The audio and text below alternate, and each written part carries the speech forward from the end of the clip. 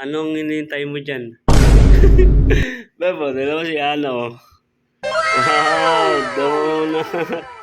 Guys, tingnan mo ang gawa kong donut. Mini donut yan. Ano? Anong lasa? Masarap yung chocolate. Chocolate.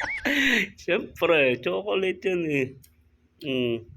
Ang dami mo, kaysa bumili ka sa labas, o paggawa na lang kita ng donut. Di ba?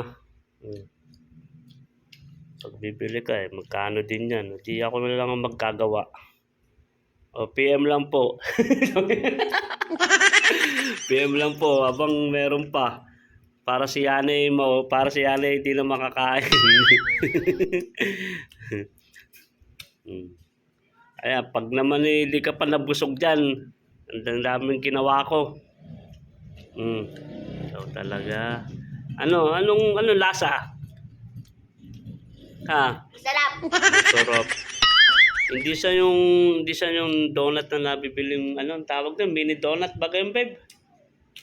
Hindi siya yung mini donut. Parang ginawa ko lang size ng mini donut, pero donut siya.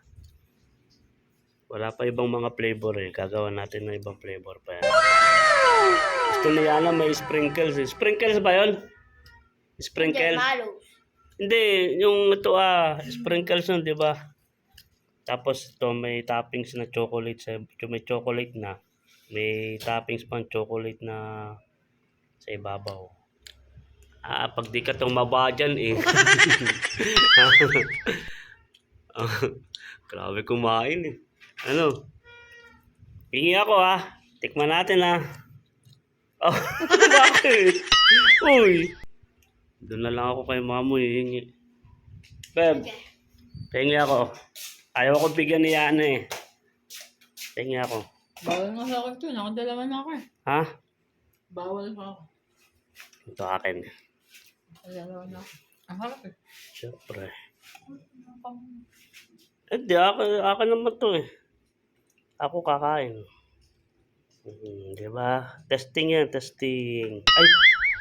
Teka. Dumikit eh. Ano? Ayos.